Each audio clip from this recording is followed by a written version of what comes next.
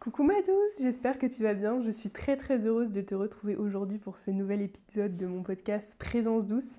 Aujourd'hui, petit format un peu différent parce que le podcast sera aussi disponible en version vidéo sur YouTube et probablement sur un peu toutes les plateformes. Donc voilà, si jamais tu débarques, moi c'est Lily, je suis thérapeute corps et maladie. J'accompagne les personnes malades ou qui ont un rapport à leur corps un peu difficile à retrouver de la paix, de la légèreté et de l'équilibre au quotidien. Je suis certifiée en hypnose, EFT, acupression et art-thérapie et la maladie, je la connais bien parce que je vis au quotidien avec ma coloc, la polyarthrite rhumatoïde. Voilà un petit peu pour les présentations. Aujourd'hui, du coup, j'ai pris quelques petites notes. Je voulais te parler un petit peu de mes astuces et de mes rituels que je mets en place pour apaiser mon système nerveux. Voilà, alors là, ça va être qu'une partie de tout ce que je peux mettre en place au quotidien, parce que si je dois vraiment tout lister, je pense qu'il nous faudrait plusieurs heures de podcast. Mais en tout cas, c'est déjà un premier aperçu de ce que, voilà, des petites bribes de ce que je peux mettre en place au quotidien qui me permettent d'apaiser mon système nerveux, mais aussi du coup de calmer mes douleurs, de calmer l'inflammation dans mon corps, sachant que c'est un chemin de longue haleine, étant donné que en général la maladie provoque l'inflammation, mais souvent il y a déjà un terrain inflammatoire avant. Enfin voilà, c'est encore un autre sujet, mais en tout cas, ce ne sont pas des solutions miracles qui permettent de stopper la douleur, de stopper la maladie, d'aller super bien miraculeusement, mais l'accumulation de toutes ces petites choses que l'on met en place, ça permet de trouver un équilibre autant physique que émotionnel et psychologique. Ces techniques-là, on peut aussi les proposer à nos enfants, elles sont adaptables et on peut aussi les faire en famille pour beaucoup. Donc voilà, on va commencer tranquillement. La première chose qui pour moi je pense est la plus importante et que tout le monde devrait faire, qui est un petit peu à l'encontre du fonctionnement de la société actuelle, c'est le fait de faire et d'être plus lentement. C'est-à-dire, je ne dis pas de devenir un escargot, de tout faire à deux à l'heure et de devenir voilà, dans l'extrême et dans l'opposé, mais dans la façon dont tu fais les choses, d'essayer, par exemple, quand tu vas être en train de mettre ta crème, on se sait tous, on s'est tous déjà surpris à être en mode speed comme ça, mais de se dire non, je prends le temps de faire les choses. Pareil quand tu es en train de faire ton ménage, que tu es en train de marcher, que tu es en train de taper ton SMS, que tu es en train d'écrire. On a cette fâcheuse tendance, parce qu'on est habitué des petits à aller plus vite, à aller toujours dans vas-y, dépêche-toi, il faut faire les choses plus vite, on a un timing, on va bientôt partir et machin. Et du coup, on est poussé à aller toujours plus vite, sauf que biologiquement, notre corps, surtout nous en tant que femmes, il a un rythme biologique naturel qui est super important à respecter.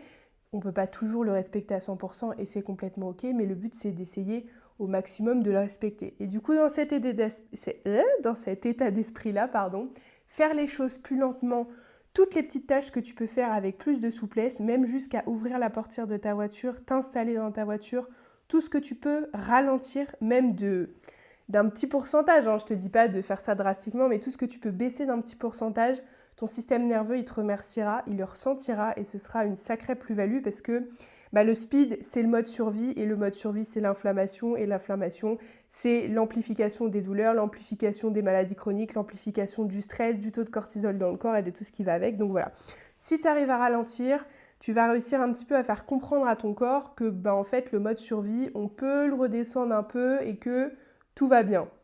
La deuxième chose, qui va peut-être pas plaire à tout le monde, c'est le fait de manger avec les mains. Alors, je vais peut-être pas me faire des copains.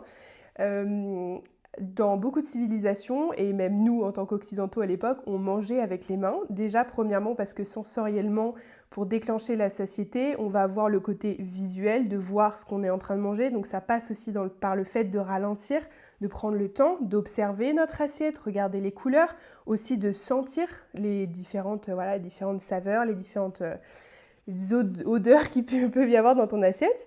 Et le fait de manger avec les doigts, d'être en contact avec ta nourriture, déjà ça va te permettre de ne pas manger trop chaud, parce qu'à partir du moment où tu ne peux pas le toucher avec tes doigts, ton estomac il va pas aimer, parce que ça veut dire que c'est trop chaud, ni tes papilles gustatives, ni après tout le système digestif. C'est bon de manger chaud pour la digestion, mais c'est pas bon de manger trop chaud.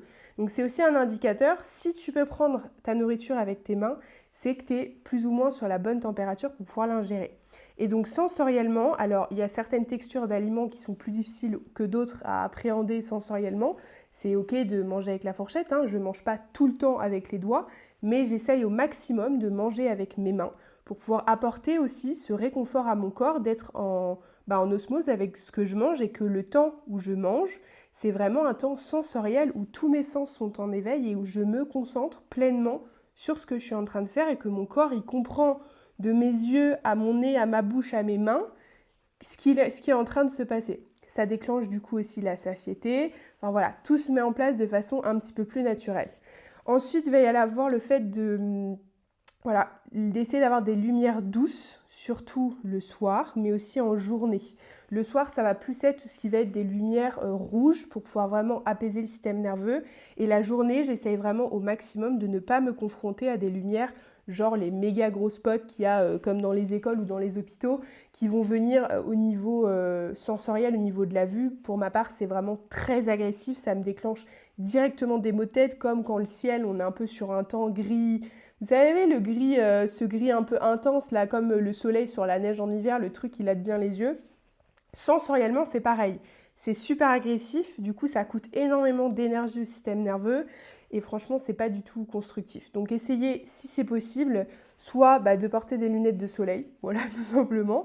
Moi, ça m'arrive, des fois, quand je vais faire les courses et que sensoriellement, je suis pas au max de ma batterie, je mets mes lunettes de soleil. Comme ça me permet de pouvoir apaiser ce système nerveux, ne pas aller au-delà de ce que je suis capable de faire. Et le soir, on essaye d'avoir des lumières, soit les lumières un peu orange, tu sais, les ampoules là, souvent elles sont grosses ces ampoules là, mais voilà, une couleur plutôt orangée, un peu style coucher de soleil entre guillemets, ou alors de la lumière orange-rouge en LED ou peu importe. Et ça, je le mets aussi en place pour les enfants à la maison. Tout le monde y a le droit et ça permet vraiment tout le temps, on va dire juste après le repas, voire des fois le repas selon comment la journée a été au niveau stimulation. Et bien voilà, ça permet de pouvoir faire redescendre le système nerveux et de faire aussi comprendre au corps, ce sont des signaux qui font aussi comprendre au corps que là, tel le soleil qui se couche, ça va être l'heure d'aller se coucher et qu'il faut se mettre en mode calme et en mode repos. Ensuite, il va y avoir les vêtements confortables. Alors quand je parle de vêtements confortables, je ne parle pas forcément tout de suite du oversize ou de vêtements genre pyjama, etc. Mais le fait d'être dans des vêtements dans lesquels tu te sens bien, si le confortable c'est un jean serré avec un débardeur voilà, ou un truc près du corps, c'est complètement ok. Le but c'est que toi, sensoriellement, au niveau de la texture du vêtement, au niveau de l'ampleur ou non du vêtement, il faut que tu sois confortable. Parce que sensoriellement, les vêtements, c'est notre seconde peau. C'est le truc qui va être contre nous toute la journée. Donc si clairement tu commences ta journée avec un truc qui sensoriellement t'étouffe ou alors que tu ne te sens pas assez protégé à l'inverse parce que c'est trop large, clairement, au niveau de ton système nerveux, ça ne va pas être le top. Donc si tu peux essayer de mettre en place ça, d'avoir des vêtements plus ou moins au quotidien dans lesquels tu te sens bien, en sécurité, confortable sous tous les aspects. Ton système nerveux, il va déjà de base se sentir en sécurité dans les vêtements et du coup, ça va être un plus tout au long de la journée pour gérer tout ce qui va potentiellement exciter et faire un petit peu saturer ce système nerveux. Ensuite, le fait de parler plus doucement en fin de journée. Alors quand je dis plus doucement, je parle surtout de parler moins fort mais aussi plus lentement. Au long de la journée, on va avoir des conversations animées, on va être pris dans des discussions, on va être, les enfants ils vont être dans l'euphorie à l'école ou avec les copains, etc. On va avoir du speed, on va avoir tendance à augmenter le ton, à rigoler fort, etc. Le système nerveux, il est en action, c'est la journée, on est en mode, on y va à fond les ballons. Arriver à l'heure du repas, toujours, après ça dépend à quelle heure tu manges, si tu manges très tôt, plus tard, etc. Je sais que nous on mange relativement tôt à la maison pour avoir un beau laps de temps, déjà pour la prédigestion avant d'aller se coucher, mais aussi pour avoir le temps de jouer, de lire les histoires, etc. Mais en tout cas, à partir du moment où tu manges, où tu sais que tu vas rentrer dans ta phase de pré-sommeil, essaye de parler plus lentement et plus doucement. Parce qu'au niveau du système nerveux, toute stimulation qui va réactiver le mode alerte, en fait, tout simplement, donc les lumières fortes, les sons forts, le fait de parler vite, etc., ça va casser cette légère descente qu'on amorce avant d'aller se coucher. Et du coup, ça aide pas à préparer pour un bon sommeil. Donc fais le test à la maison, essaye d'instaurer ça et en plus, au niveau communication globale, ça apporte un espèce de calme et d'apaisement avant le dodo, où du coup ça fait émerger, ça fait naître des conversations plus posées, peut-être plus profondes, parce que voilà, on se pose, on revient vers soi, et ça ouvre du coup aussi une ouverture vis-à-vis des autres et vers le reste de la famille. Ensuite, le fait de prendre une douche dans le noir ou dans le sombre. Alors, le matin, non, parce que du coup, le matin, on va plus être sur le réveil au niveau du système nerveux, etc. Donc, on va être plus sur de l'exposition à la lumière du soleil, etc. Donc, à appliquer plutôt le soir. Mais en tout cas, voilà, essayez, si tu prends ta douche le soir ou en fin de journée, de prendre une douche plutôt dans le sombre. Pareil, déjà, parce que la douche, c'est un moment pour notre part, en tout cas dans la famille et pour moi, c'est un moment qui est relativement sacré et c'est important du coup de garder cet espace pour pouvoir vraiment sensoriellement apaiser le corps. Donc en plus, s'il y a une lumière forte, tu vois, ça fait une distraction pour ton système nerveux, ça fait encore une augmentation au niveau visuel, etc. Ça peut faire saturer et du coup que la douche ne soit plus du tout un moment de nettoyage, de purification et de détente, même si tu prends une douche express, hein. Mais voilà, le fait de le faire dans le sombre et encore une fois, surtout pour les enfants, ça permet de faire redescendre le système nerveux et en plus en complément, si derrière tu manges dans le calme, tu parles plus lentement, qu'il y a moins de lumière, c'est vraiment une amorce phénoménale et c'est magique pour pouvoir entamer cette descente et cette préparation après à aller au dodo. Le fait de boire de l'eau tiède ou... Voilà. Qu'est-ce que j'ai écrit ? De l'eau tiède et non froide, je crois. Bon bref, voilà. L'idée était là. Le fait de boire de l'eau tiède, alors il y a plusieurs paramètres qui rentrent en ligne de compte. Il y a déjà le fait au niveau digestion, dans la médecine chinoise notamment par exemple, ils boivent que de l'eau tiède, bon, souvent de l'eau trop chaude d'ailleurs, mais en tout cas au niveau de la digestion, ça a été prouvé scientifiquement que l'eau froide ralentit la digestion et que c'est pas bon pour notre corps. Parce que notre corps, il est, je ne vais pas te dire de bêtises, je ne sais plus à combien de degrés on est, mais il me semble qu'on est quand même à 27 degrés, je crois, ou 37 degrés, je ne sais jamais, mais enfin bref. En tout cas, de boire de l'eau qui est plus ou moins à la température de notre corps, comme se laver une eau qui est plutôt à la température de notre corps, ça a plein de bienfaits et notamment, ça apaise le système nerveux. Donc je t'invite vraiment à essayer de faire ce test-là au long de ta journée. Si jamais tu es quelqu'un qui ne boit pas beaucoup, peut-être juste au moment des repas, de boire une eau tiède ou une infusion au lieu de l'eau froide qui va venir déglinguer ta digestion. Si en plus tu manges vite, que tu n'as pas le temps, c'est le combo parfait pour une mauvaise digestion, du coup un ralentissement du métabolisme, une fatigue et du coup forcément le système nerveux aussi qui n'aime pas ça. Donc voilà, l'eau tiède c'est vraiment... Enfin moi je sais que ça fait des années que je bois que de l'eau tiède et j'adore ça. Ensuite, le fait d'aller dehors au réveil. Alors oui, même quand il fait très froid, le fait d'aller dehors, de sentir l'air frais et d'avoir les premiers rayons du soleil, ou si tu te lèves très tôt et qu'il fait nuit, juste simplement d'être en contact avec le froid, l'extérieur, le vent frais, au niveau du système nerveux et du corps, c'est un signal de il faut se réveiller. Donc pour pouvoir réussir à se mettre en action et que notre corps se réveille et qu'il comprenne que là, c'est le time pour se lever, c'est un super bon moyen plutôt que de se mettre la lumière forte ou de mettre la musique à fond pour dire à ton corps « Allez, on y va, on se réveille ». Voilà. Le fait d'aller prendre l'air frais dehors, au printemps, l'air, on est d'accord, ou l'été, c'est pas forcément frais le matin, mais du coup, il y a le soleil qui est levé plus tôt, donc voilà. Il y a forcément un ou l'autre ou les deux, mais ça permet d'envoyer un signal juste naturel et primitif, entre guillemets, à notre corps pour lui dire « Là, c'est l'heure de se lever ». Dans ce même mood-là, il y a le fait de mettre des cotons d'eau tiède sur les yeux. Je sais que c'est ma naturopathe qui me l'a recommandé. Je fais ça depuis 2 ou 3 mois maintenant, je crois. Ça permet d'activer aussi au niveau du foie, tout ce qui va être le fonctionnement du foie. Et pour se réveiller le matin, c'est juste génial. Ça apaise et en même temps, ça réveille. Et en plus, ça fait dégonfler les yeux. Donc franchement, c'est vraiment top. Ensuite, le fait de cuisiner en conscience. Souvent, on est pris dans ce qu'on fait, la journée est passée, etc. Et du coup, le moment de cuisiner, ça va vraiment être un moment, je vais pas dire corvée, mais voilà. Même si tu fais des trucs surgelés, des boîtes de conserve, peu importe, j'ai envie de te dire, mais essaye de le faire en conscience et de pas être dans le faire, mais dans l'être. C'est-à-dire de dire consciemment, je suis en train de préparer un bon repas pour nourrir mon corps, pour honorer mon corps, honorer ma famille aussi et nourrir les petits estomacs et les grands estomacs du reste de la famille. Et voilà, c'est un moment qui doit être plus ou moins sacré parce que c'est quand même un peu, c'est notre essence. Si on ne mange pas, la machine, elle ne fonctionne pas. Donc, essaye d'introduire un petit peu plus de conscience quand tu fais à manger et encore une fois, en ralentissant et en prenant le temps de faire les choses, même si tu n'as pas le temps et que par exemple, tu vas juste ralentir en versant ton sachet de surgelé ou juste en épluchant tes carottes, c'est déjà un petit pas et encore une fois, le but, c'est pas de tout mettre en place d'un coup, mais d'essayer petit à petit de mettre un petit peu par-ci, un petit peu par-là et tu vas voir que ce sont des petits trucs qui vont rapidement faire la différence. Ensuite, le fait d'apprendre à dire non. Alors là, tu vas me dire quel est le rapport avec mon système nerveux. Quand on n'ose pas dire non, donc ça va avec le fait aussi de sélectionner entre guillemets les gens qui nous entourent, hein, évidemment, mais quand on ne dit pas non, on va se mettre en opposition avec nous-mêmes parce que notre corps, notre système nerveux, il n'est pas en accord avec l'action par exemple à faire, le rendez-vous ou peu importe. Et si nous on dit non, on va mettre notre cerveau et notre système nerveux en surtension parce qu'on se dit va falloir faire un truc que j'ai pas envie de faire, dans lequel peut-être je me sens pas en sécurité, je me sens pas à ma place, et donc du coup là c'est l'explosion du système nerveux. Si quotidiennement tu dis non et que tu vas à l'encontre de ce dont tu as besoin, ça augmente le stress, donc le taux de cortisol, donc du coup le système nerveux se met en surtension. Donc je t'invite à essayer, encore une fois petit à petit, d'apprendre à dire non et à poser tes limites. Tu verras qu'au niveau physique, stress, etc., ça aura un immense impact. Ensuite, le fait de marcher tous les jours. Alors oui, tu vas me dire, c'est super méga cliché, mais pourtant c'est bien réel.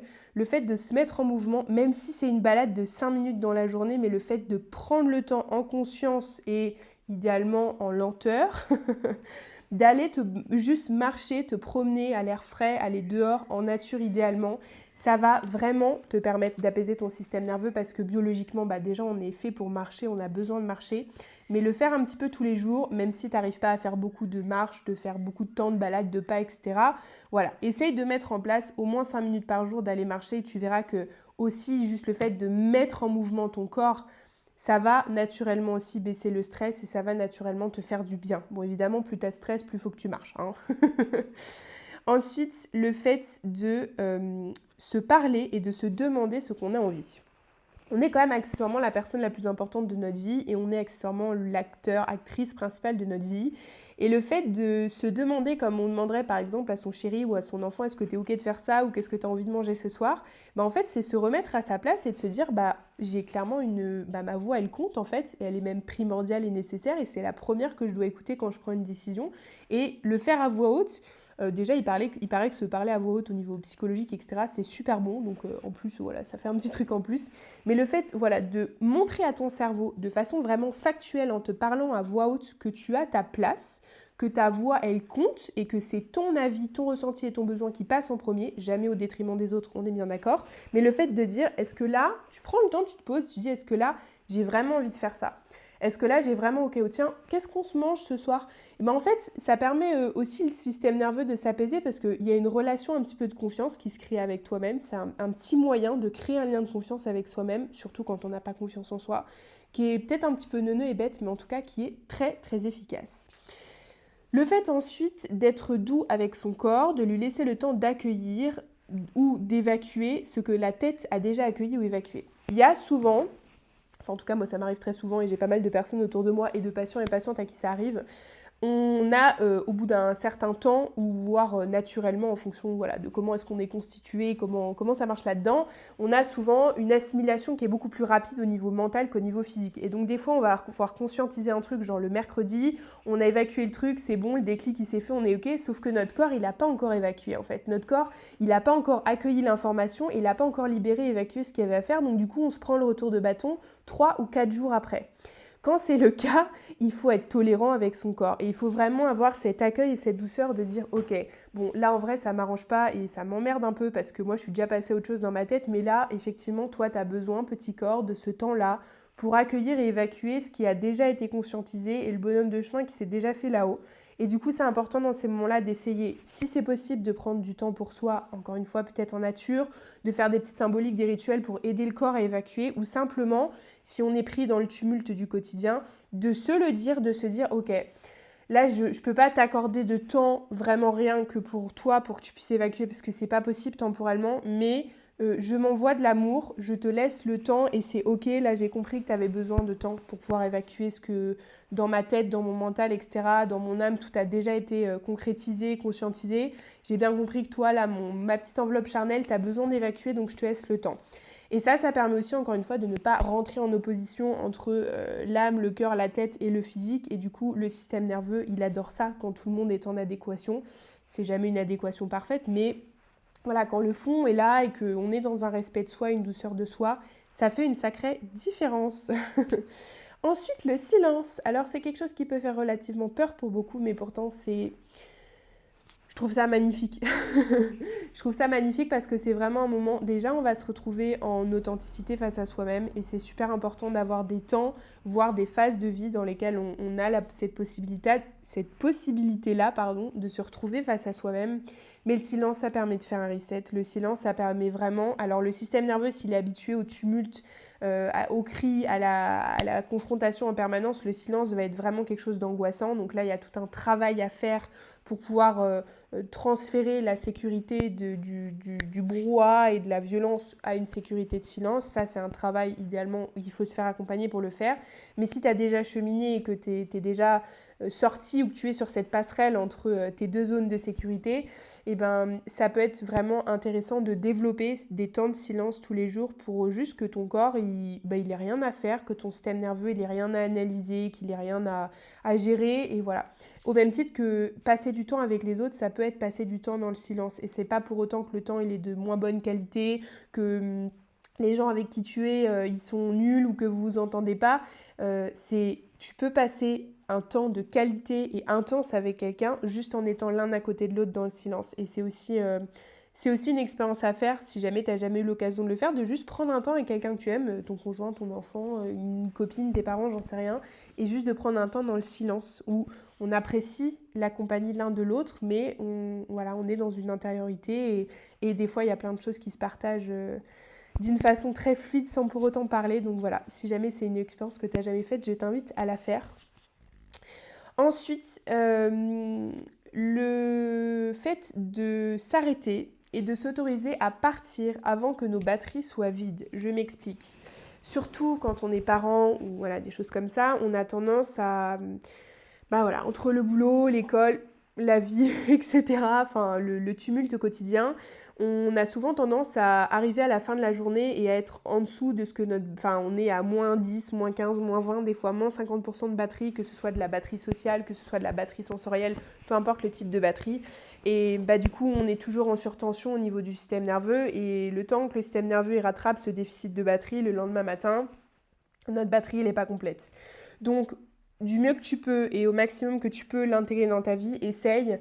Par exemple, si tu avais prévu que ce soit toi qui emmènes les loulous au sport le soir ou que tu avais prévu de sortir boire un coup avec quelqu'un, etc., mais que tu sais qu'il te reste genre 10% de batterie, ces 10% de batterie-là, ils sont à toi. Ces 10% de batterie-là, ils sont super précieux. Donc, essaye au maximum, quand tu sens qu'il te reste que 10% de batterie, d'annuler ce que tu avais prévu, d'expliquer les choses, parce que cette marge de batterie-là, c'est la marge de batterie que tu vas pouvoir offrir du coup peut-être à tes enfants qui sont quand même prioritaires, mine de rien.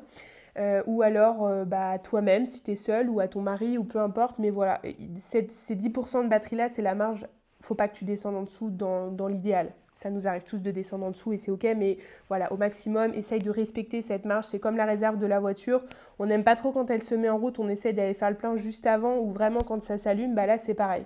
Quand ton 10% de batterie restante il s'allume, tu sais que là c'est stop, qu'on arrête. Voilà, et si jamais tu peux pas t'arrêter, essaye d'adapter les lumières, le son, ton comportement et ton attitude pour préserver cette batterie-là et te mettre un petit peu en mode économie de batterie, si je puis dire.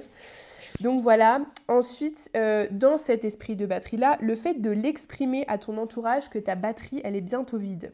Le fait de l'exprimer, toi, tu vas prendre ta place, tu vas te mettre au centre, c'est aussi une immense preuve d'amour, mais surtout, ton entourage, il va pouvoir aussi adapter et comprendre. Et là, si c'est pas le cas, je t'invite à te poser des questions du coup sur ton entourage. Mais en tout cas, d'exprimer peut-être, moi je sais que je le dis clairement, mon fils il a 4 ans, mon beau-fils il en a 16, voilà, et je leur dis clairement, et même à mon mari, je le dis clairement, je dis écoute la maman, sa batterie sensorielle ou ma batterie sociale, je suis en fin de batterie, là je peux plus. Alors les premiers temps ils comprennent pas forcément, et puis tu leur expliques, et après il y a une compréhension qui se crée, il y a aussi du coup une cohésion qui se crée, parce que il y a des fois par exemple, je sais que ça m'est arrivé que mon fils me dise maman, là mon sens, alors il dit ça avec ses mots, mais il dit mon sens il a plus de batterie. Et il y a des moments, du coup, il arrive, lui, à l'exprimer. Et du coup, en fait, inconsciemment, je lui ai transmis, juste en moi le faisant, en le mettant en place, je lui ai transmis ce truc-là de dire, de respecter. Je lui ai expliqué, on a eu des conversations, je lui ai expliqué c'était quoi le côté sensoriel, quand je disais ça, que moi, c'était la lumière ou les sons qui étaient trop pour moi, que du coup, je me sentais mal dans mon corps. Et du coup, petit à petit, il a commencé à se poser, lui, les questions. Et quand il sent qu'il a un trop-plein, alors des fois c'est juste qu'il a un trop-plein d'émotions ou qu'il est triste ou en colère, mais du coup il arrive à exprimer que voilà, il y a un sens qui déborde. Il le dit avec ses mots, avec sa vision et son prisme à lui, mais du coup il y a aussi une cohésion familiale qui se crée parce qu'on est dans le respect des besoins de chacun et on peut adapter du coup, par exemple si moi je suis des fois je dis je suis en surcharge sensorielle parce que vraiment il y a des fois je supporte plus les lumières, les odeurs, le toucher, etc. parce que je suis en surcharge sensorielle parce que ma batterie elle est quasiment à plat. Et si par exemple mon mari lui il a encore la moitié de sa batterie, du coup il va pouvoir prendre le relais. Et ça permet aussi à tout le monde de se responsabiliser sur notre responsabilité auprès des autres par rapport à ça. C'est-à-dire qu'il y a des fois, moi je vais peut-être être à 10 000% et en fait, par exemple mon beau-fils lui il est à 2% de batterie. Moi, ma responsabilité dans mon respect des autres, ça va être de me canaliser aussi parce que oui, j'ai envie d'extérioriser, que je suis trop contente, que j'ai envie de faire la con, que machin.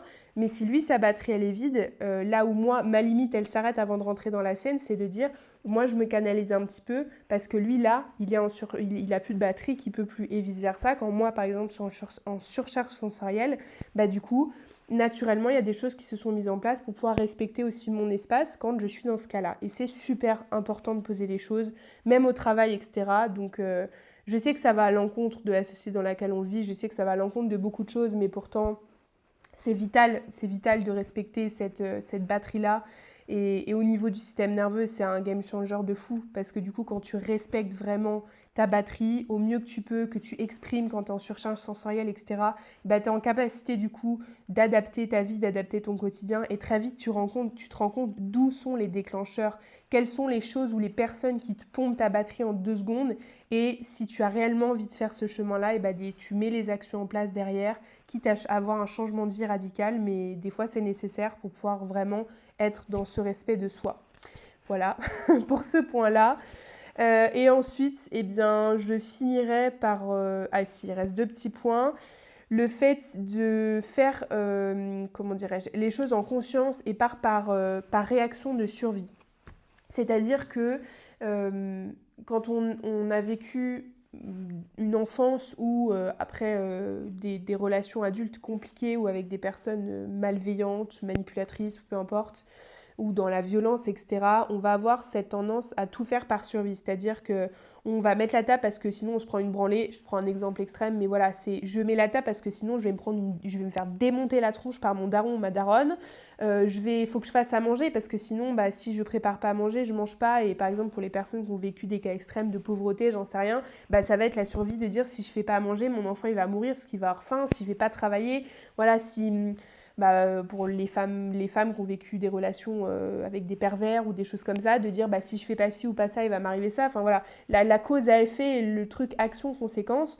Quand on est dans ce mode survie, en fait, on fait tout parce que sinon, il va y avoir quelque chose qui va m'arriver. Et d'apprendre à sortir de ce mode survie, alors si tu es déjà en chemin, c'est des choses que tu peux mettre en place, sinon je t'invite là, pour le coup, encore une fois, à te faire accompagner pour sortir de ce mode survie. Mais le fait de faire les choses en conscience, ça va être du coup de se dire, je fais pas à manger parce que, là, je prends un cas plus basique, où il n'y a pas forcément besoin d'accompagnement, enfin, quoique peut-être, mais en tout cas, si le cas basique, c'est par exemple, dans ta tête, tu dis je fais à manger et par exemple, je mange plus que ce que je devrais parce que j'ai peur de manquer et qu'il y a juste une petite reprogrammation mentale à faire, essaye quand tu fais à manger de te dire j'ai la chance de faire à manger, j'ai ce qu'il faut pour faire à manger, je le fais dans le calme, tout va bien, etc. Par exemple.